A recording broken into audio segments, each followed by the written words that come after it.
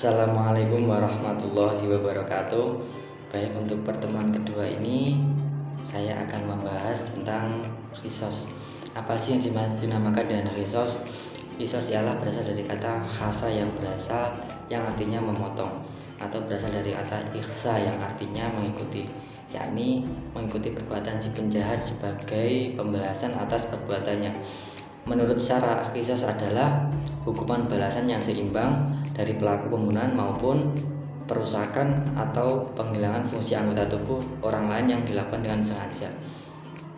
Macam-macam qisas adalah qisas pembunuhan yang merupakan hukuman bagi pembunuh. Yang kedua adalah qisas anggota badan yang merupakan hukuman bagi pelaku tindak pidana melukai, merusak atau menghilangkan fungsi anggota badan. Hukuman mengenai qisas ini, baik qisas pembunuhan maupun qisas anggota badan, dijelaskan dalam surah Al-Maidah ayat 45, yang artinya kami telah menetapkan bagi mereka di dalamnya Taurat bahwa nyawa dibalas dengan nyawa, mata dibalas dengan mata, hidung dibalas dengan hidung, telinga dibalas dengan telinga, gigi dengan gigi, dan luka-luka pun ada qisasnya. Barang siapa melepaskan hak qisasnya, maka ia menjadi penebus dosa baginya. Barang siapa tidak memutuskan perkara menurut apa yang diperintahkan Allah, maka mereka itu termasuk orang-orang yang zalim. Nauzubillah min dzalik. Syarat-syarat qisas. Beberapa yang harus dipenuhi oleh pelaku pembunuhan akan dikenai hukuman qisas. Syarat-syarat yang dimaksud adalah orang yang terbunuh terbelah darahnya. Maksudnya orang-orang yang baik, benar-benar baik. Lalu pembunuh sudah balik ke berakal. Pembunuh bukan bapak atau orang tua yang terbunuh. Orang yang terbunuh sama derajatnya dengan orang yang membunuh. Qisas dilakukan dengan hal yang sama, dengan jiwa sama dengan jiwa, mata dengan mata, dan lain sebagainya. Hikmah qisas sendiri adalah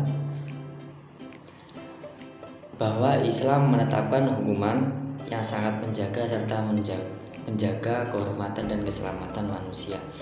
Yang terpenting adalah dapat dijadikan suatu pelajaran bahwa keadilan harus ditegakkan, dapat memelihara keamanan dan ketertiban, dapat mencegah pertentangan dan permusuhan yang mengundang terjadinya pertumpahan darah.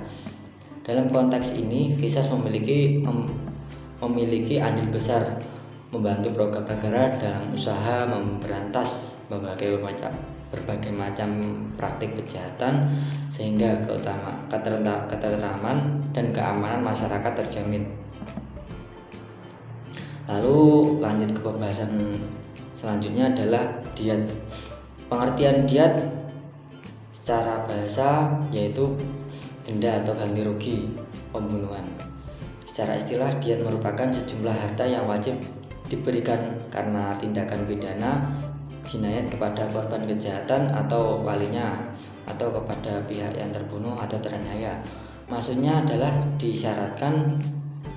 disyaratkannya diat adalah mencegah praktik pembunuhan atau penganiayaan terhadap seseorang yang sudah semestinya mendapatkan jaminan perlindungan jiwa.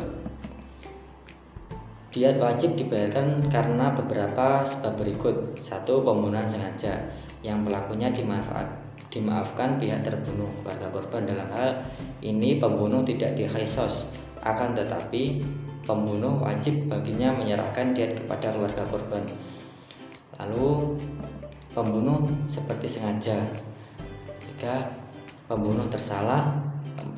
Pembunuh lari akan tetapi identitasnya sudah diketahui secara jelas. Dalam konteks maksimal ini, semisal ini dia dibebankan kepada keluarga pembunuh. Lalu qisas sulit dilaksanakan. Ini terjadi pada jinayat ala madu nafsi, tindakan pidana terkait dengan melukai anggota badan atau menghilangkan fungsinya. Macam-macam diat sendiri dibedakan menjadi 2 macam, yaitu diat mughaladah atau denda berat dan diat mukhafafah. Diat mughaladah denda berat yaitu Yang wajib membayarkan diat mughaladah adalah pelaku tindak pidana pembunuhan sengaja yang dimaafkan oleh keluarga korban. Pelaku tindak pidana yang berupa mencederai anggota tubuh atau menghilangkan fungsinya yang dimaafkan oleh keluarga korban atau korban. Pelaku pembunuhan di tanah haram, Makkah atau pada Ashhurul Hurum, Muharram, Rajab, Dzulqa'dah, Dzulhijjah, atau pembunuhan yang dilakukan seseorang terhadap mahramnya. Diat mukhafafah atau denda ringan. Yang wajib membayarkan diat mukhafafah adalah pelaku pembunuhan tersalah dengan pembayaran diasuh selama 3 tahun. Selama tahunnya sepertiga dari jumlah diat. Pelaku tindak pidana yang berupa mencederai anggota tubuh atau menghilangkan fungsinya yang dimaafkan oleh korban atau keluarganya. Jika dia tidak bisa dibayarkan dengan uang, maka diat wajib dibayarkan dengan sesuatu yang seharga dengan unta. Aturan diat untuk kejahatan melukai atau memotong anggota badan tidak seperti aturan diat pembunuhan. Penjelasannya adalah wajib membayar satu diat penuh dengan serupa 100 ekor unta apabila seorang menghilangkan anggota badan tunggal seperti lidah, hidung, kemaluan laki-laki dan sejenisnya, atau sepasang anggota badan, sepasang mata, sepasang telinga, sepasang tangan dan kaki. Kedua, wajib membayar setengah diat berupa 50 ekor unta jika seorang memotong salah satu anggota badan yang berpasangan, semisal satu tangan, satu kaki, satu mata, satu telinga, dan lain-lain sebagainya. Wajib membayar sepertiga diat apabila melukai anggota badan sampai organ dalam, semisal melukai kepala sampai otak. Wajib membayar 15 ekor unta jika seseorang melukai orang lain hingga menyebabkan kulit yang ada di atas tulang terkelupas. Wajib membayar 10 unta bagi seseorang yang melukai orang lain hingga mengakibatkan jari-jarinya atau tangan kakinya putus. Jari tangan atau kakinya putus, setiap jari dihitung 10 ekor unta. Lalu wajib membayar 5 ekor unta bagi seorang yang melukai orang lain hingga menyebabkan giginya patah atau lepas. Setiap gigi dihitung 5 ekor unta. Adapun teknis pembayaran diat, jika diat ini bisa dibayarkan dengan unta, maka ia bisa digantikan dengan uang seharga unta tersebut. Hikmah terbesar ditetapkannya diat adalah mencegah pentumpahan darah serta sebagai obat hati dari rasa dendam keluarga korban terhadap pelaku tindak pidana pembunuhan ataupun penganiayaan. Jadi untuk bab terakhir adalah kafarat.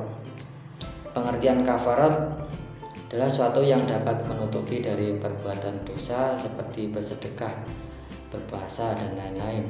Wabah Zulaihim menyebutkan bahwa kafarat terbagi kepada 4 bagian, yaitu kafarat zihar, kafarat pembunuhan tidak sengaja, kafarat berhubungan intim pada siang hari secara sengaja pada bulan Ramadan, dan kafarat sumpah.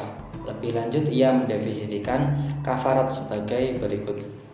Kata kafarat diambil dari kafaro yang artinya menutup dosa, yaitu dosa yang terjadi sebabkan oleh pelanggaran sumpah, maka bersumpah menjadi sebab bagi kafarat. Maksudnya, tertutupnya hati dari seorang hingga ia berani melakukan pelanggaran terhadap aturan syariat. Sedangkan setelah istilah, kafarat adalah denda yang wajib dibayarkan oleh seseorang yang telah melanggar larangan Allah tertentu. Kafarat merupakan tanda taubat pada Allah dan penebus dosa. Macam-macam kafarat sendiri adalah kafarat pembunuhan, kafarat zihar, kafarat melakukan hubungan biologis di siang hari pada bulan Ramadan. Selanjutnya kafarat karena melanggar sumpah, kafarat ilah, kafarat karena membunuh binatang pada saat berihram.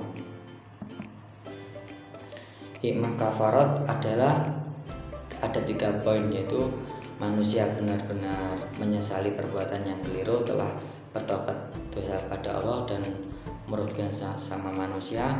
Kedua, menuntun manusia agar segera bertobat pada Allah atas tindak maksiat yang ia lakukan ketika menstabilkan mental manusia hingga ia merasakan ketenangan diri karena tuntunan agama membayar kafarat telah ia tunaikan. Berikut penjelasan dari saya untuk hari ini. Kurang lebihnya saya mohon maaf. Akhirul kalam, wabillahi taufiq wal hidayah. Wassalamualaikum warahmatullahi wabarakatuh.